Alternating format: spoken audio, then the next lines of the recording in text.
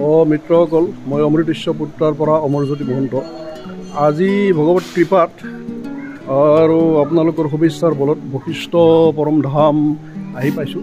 এইটো বশিষ্ঠ ধামত এইখন মুখ্য দুৱাৰমুখ আমি পাৰ হৈ আহিছোঁ। এই চাওক, মুখ্য দুৱাৰমুখ ইয়াতে মহাবীৰ বজৰংগ বুলি বিৰাজমান। এই মুখ্য দুৱাৰমুখ পাৰ হৈ কিনে আমি ইয়ালৈকে আহিছোঁ। মই ভিতৰত গ'লোঁ, ইতিমধ্যে ভিতৰত গৈ এই নন্দী মহাৰাজক মই প্ৰণাম কৰি গৈছোঁ। যাওঁতে নন্দী মহাৰাজৰ আশীৰ্বাদ লৈ গৈছোঁ। ভিতৰত মই গৈছোঁ। ভিতৰত গৈ মই যিখিনি কৰ্ম কৰণীয় মোৰ মা দেউতাৰ আত্মাৰ শান্তিৰ কাৰণে, জেঠীদেউৰ আত্মাৰ শান্তিৰ কাৰণে গোটেইখিনি কৰ্ম মই ইয়াতে কৰিলোঁ। এইটো ভিতৰৰ দৃশ্য, মন্দিৰৰ ভিতৰৰ দৃশ্য। এটা মন্দিৰৰ ভিতৰৰ দৃশ্য। মন্দিৰটো হৈছে বশিষ্ঠ কুণ্ড। এই বশিষ্ঠ কুণ্ডৰ পানী সকলোৱে স্পৰ্শ কৰিছে।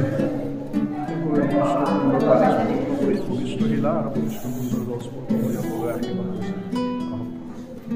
লৈ আহিছোঁ আপোনালোকক।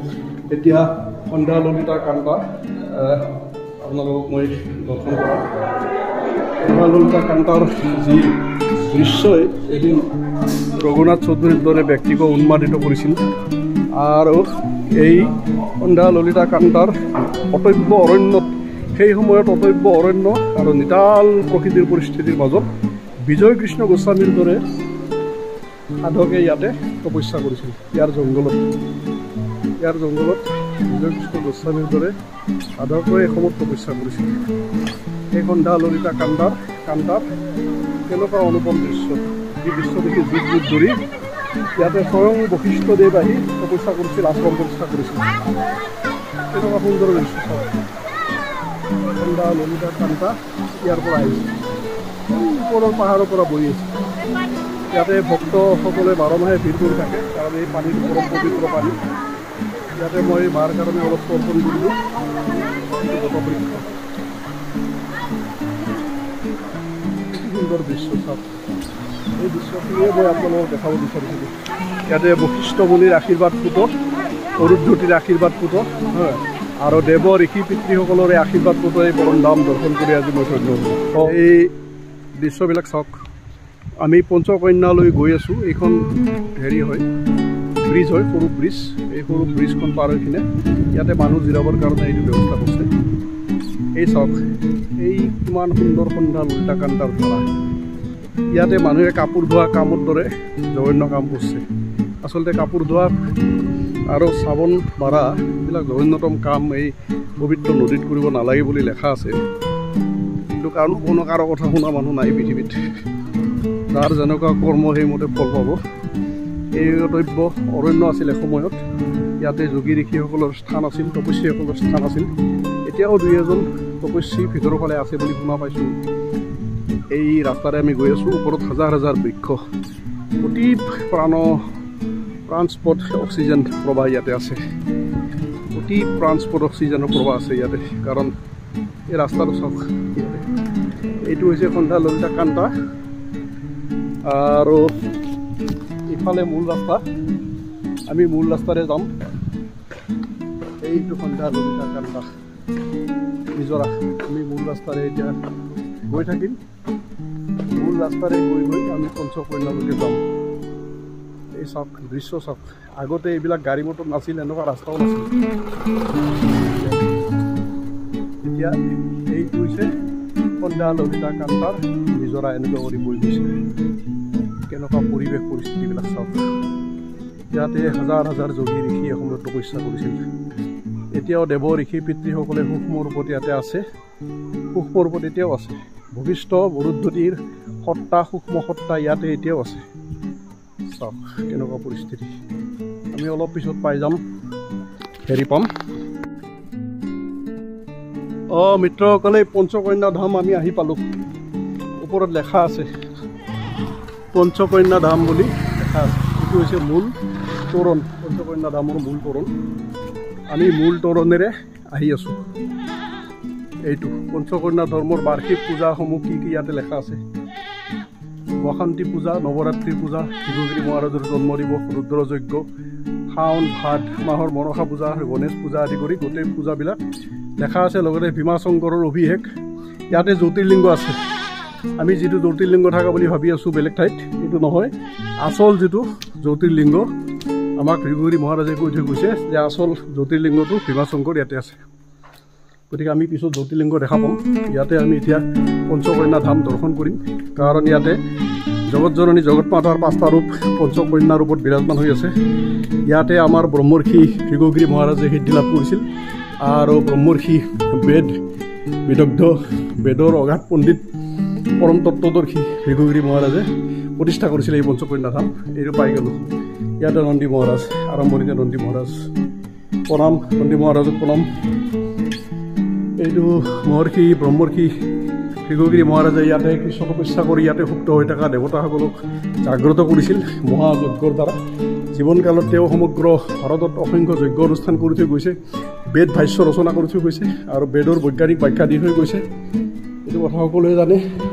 পঞ্চকন্যা ৰুদ্ৰকালী এই ৰুদ্ৰকালী এইটো চব ইয়াৰ পৰা দৰ্শন কৰাইছে প্ৰথমতে আপোনালোকক দৰ্শনবিলাক কৰাইছোঁ মই নিজে প্ৰণামবিলাক পিছত কৰিম আপোনালোকক প্ৰথমতে মই দৰ্শন কৰালোঁ প্ৰণামবিলাক মই পিছত কৰিম কাৰণ প্ৰণাম কৰিলে আৰু কেমেৰা ধৰা মানুহ নাই ইয়াতে ভৃগুগিৰি মহাৰাজ ব্ৰহ্মৰ্ষি ভৃগুগিৰি মহাৰাজ এওঁ ইয়াতে বিৰাজমান হৈ আছে এওঁৰ মুখৰ তাত তেওঁ এতিয়াও ইয়াতে বিৰাজমান হৈ আছে এই হৈছে কৰ্মযোগী আচাৰ্য ভৃগুগিৰি মহাৰাজৰ জীৱন চৰ্যা ওম জ্ঞানানন্দ স্বৰূপায় শ্ৰী গুৰুৱে নমঃ তেওঁৰ জ্ঞান চৰ্যা চাওক অসমৰ নলবাৰী জিলাত জন্মগ্ৰহণ কৰা আচাৰ্য ভৃগুগিৰি মহাৰাজ অসম উত্তৰ পূব ভাৰতৰ প্ৰথম আৰু একমাত্ৰ মৃত্যুঞ্জয় সাধক সাধনাৰ মহান শক্তিৰ বলত এজন প্ৰজ্ঞানী ঋষিয়ে ভৱক পৰ্বতত মা কামাখ্যাৰ গুপ্ত কুমাৰী ৰূপ পঞ্চকন্যাক জাগ্ৰত কৰাৰ লগে লগে বিনায়ক গণেশক বশিষ্ঠ গংগাৰ ললিতাৰ তীৰত জাগ্ৰত কৰি প্ৰতিষ্ঠা কৰে দ্বাদশ জ্যোতিৰ্লিংগৰ অন্যতম ভীমাশংকৰ মহাদেৱক এই মহান সাধকজনে পৌৰাণিক ডাকিনী বৰ্তমান খবক পাহাৰত জাগ্ৰত কৰি প্ৰতিষ্ঠা কৰে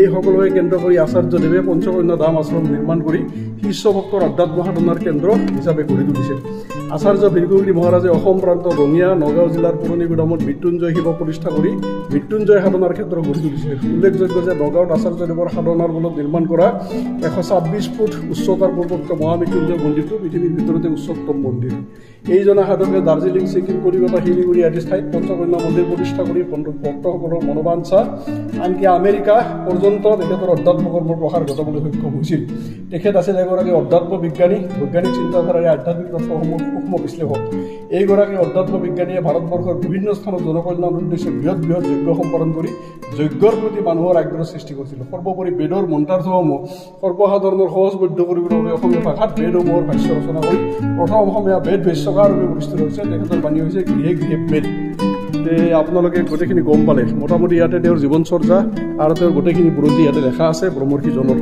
এতিয়া আমাৰ পুৰোহিতদেৱে আমাক দেখাই আছে তেওঁ আগে আগে গৈ আছে মই পিছে পিছে গৈ আছোঁ ইয়াতে বহুতখিনি ঠিক আছে এতিয়া আমি এইফালে যাম আমাক যিভাৱে দেৱই লৈ গৈছে সেইভাৱে আমি গৈছোঁ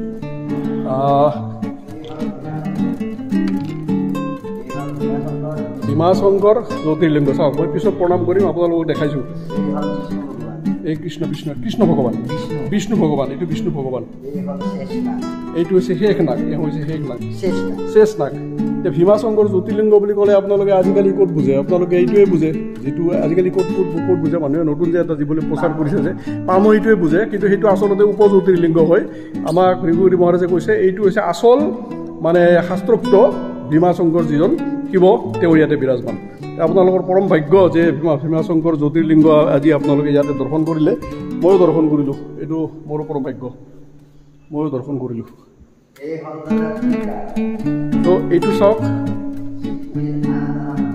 ত্ৰিকাল শিৱৰ অন্য এটা নাম হৈছে ত্ৰিকাল এইটো হৈছে ত্ৰিকাল ভগৱান এইটো কাল ভৈৰৱ দেৱতা কালিৰ কাল ৰূপ কাল ভৈৰৱ এইটো হৈছে মা কামাখ্যাৰ ৰথ এইটো চাওক যিভাৱে দেখাইছে পুৰোহিতদেৱে সেইভাৱে মই আপোনালোকক দেখাইছোঁ এই হৈছে মোটামুটি আমাৰ মোটামুটি দৰ্শন হৈ গৈছে কেৱল প্ৰণামবিলাক কৰিব বাকী আছে এই হৈছে বজৰংগবলী প্ৰণাম কৰক জয় বজৰংগবলী জয় বজৰংগবলী জয় বজৰংগবলী প্ৰণাম কৰক বগলা মাতা চাওক আপোনালোকক আমি আজি গোটেইখিনি বস্তু দেখাব পাৰিছোঁ আপোনালোকৰো পৰম ভাগ্য আৰু মোৰো পৰম ভাগ্য আমি গোটেইখিনি দেখাব পাৰিছোঁ যে ইয়াতে কাৰণ মই ইয়াৰ আগতে 2-3 বাৰ আহিছোঁ, কিন্তু এনেকুৱা কৰি গোটেইখিনি মই দেখা মোৰ সৌভাগ্য হোৱা নাছিল। এতিয়া আজি গোটেইখিনি দেখাব যে পাৰিছোঁ। ইয়াতে নিমখ নোখোৱা কৰি প্ৰৱেশ কৰিব লাগে। ময়ো নিমখ খাই অহা নাই আজি, কাৰণ আমাৰ আচাৰ্যদেৱ আছিল নিমখ ত্যাগকাৰী পুৰুষ, বগলা মাতা। গতিকে ইয়াতে মা বগলা বিৰাজমান, প্ৰণাম কৰক আপোনালোকে। তে মোটামুটি আপোনালোকক গোটেইখিনি প্ৰায় দেখুওৱা হ'ল। শীতলা মাতাৰ দূৰত আছে ওপৰত। তে ঠিকে আছে, মোটামুটি দেখালোঁ আপোনালোকক যিখিনি দেখাব লাগে। ইয়াৰ পিছত আৰু যদি কিবা দেখাব লগা আছে দেখাম। এই অটব্য পাহাৰ চাওক কেনেকুৱা মনোমোহা পৰিস্থিতিত বশিষ্ঠদেৱে অৰুন্ধতী দেৱীৰ লগত সাধনা কৰিছিল, আৰু কি পৰিস্থিতিত ইয়াতে ভিঘুগিৰি মহাৰাজে তপস্যা কৰি কিনে বেদক জাগৰিত কৰিছিল। এই নৱগ্ৰহ মন্দিৰ ইয়াৰ পৰা চাওক, ইয়াৰ পৰা চাওক, এইটো চাওক, ইয়াৰ পৰা চাওক। হয়তো ভালকৈ দেখা নাপাব পাৰে নৱগ্ৰহবিলাক, তাত যাব লাগিব। গতিকে মোটামুটি আপোনালোকে দেখিলে যিখিনি বস্তু ইয়াতে আমাৰ আচাৰ্যদেৱে প্ৰতিষ্ঠা কৰি থৈ গৈছে তেওঁৰ জীৱনব্যাপী সাধনাৰ ফলত। আৰু বেদৰ বৈজ্ঞানিক ভাষ্যকাৰ আৰু বেদক সহজবদ্ধ কৰা প্ৰথমজন পণ্ডিতে আছিল ভিঘুগিৰি মহাৰাজ। কাৰণ ইয়াৰ আগতে যিবিলাকে বেদ ভাষ্য লিখিছে, সাধাৰণ মানুহে বেদত প্ৰৱেশ কৰিব নোৱাৰিছিল, ময়ো পৰা নাছিলোঁ। কিন্তু ভিঘুগিৰি মহাৰাজৰ ভাষ্য ইমান বৈজ্ঞানিক আৰু ইমান সৰল, যিকোনো সাধাৰণ মানুহে বেদৰ মাজত সহজে প্ৰৱেশ কৰিব পাৰে। বেদৰ গূঢ়াৰ্থ, বেদৰ বিজ্ঞান জ্ঞান ৰহস্য তদংগৰ মাজত সহজে প্ৰৱেশ কৰিব পাৰে। গতিকে আপোনালোকে তেওঁৰ বেদ ভাষ্যসমূহ নিশ্চয় পঢ়িছে বা পঢ়িব। মই অনুৰোধ কৰিছোঁ ভিঘুগিৰি মহাৰাজৰ যজুৰ্বেদ ভাষ্য, ঋগ্বেদ ভাষ্য পঢ়াৰ কাৰণে মই আপোনালোকক অনুৰোধ কৰিছোঁ। মই বহুত কিবা কিবি পাইছোঁ তেওঁলোকৰ ভাষ্যবিলাক। মা কামাখ্যাৰ কুমাৰীটো, এই মা কামাখ্যাৰ কুমাৰীটো পঞ্চকন্যাৰ আচল এই। ঠিক আছে, ইয়াতে নৱগ্ৰহ আছে। এই চাওক, এই নৱগ্ৰহ, এই চাওক, এই নৱগ্ৰহ চাওক, দৰ্শন কৰক। এই গোটেইখিনি বস্তু আজি দৰ্শন কৰা আপোনালোকক। কুমাৰী পূজা ইয়াতে হয় প্ৰত্যেক বছৰে। দুৰ্গা পূজাৰ সময়ত ইয়াতে কুমাৰী পূজা হয়। বাসন্তী পূজা, দুৰ্গা পূজা ইয়াতে হয়। গোটেইখিনি বস্তু আপোনালোকে মোটামুটি দৰ্শন কৰিলে। এতিয়া মোৰ প্ৰণামবিলাক কৰিব বাকী আছে, মই প্ৰণামবিলাক কৰি লওঁ, তাৰপিছত আকৌ আহিম আপোনালোক।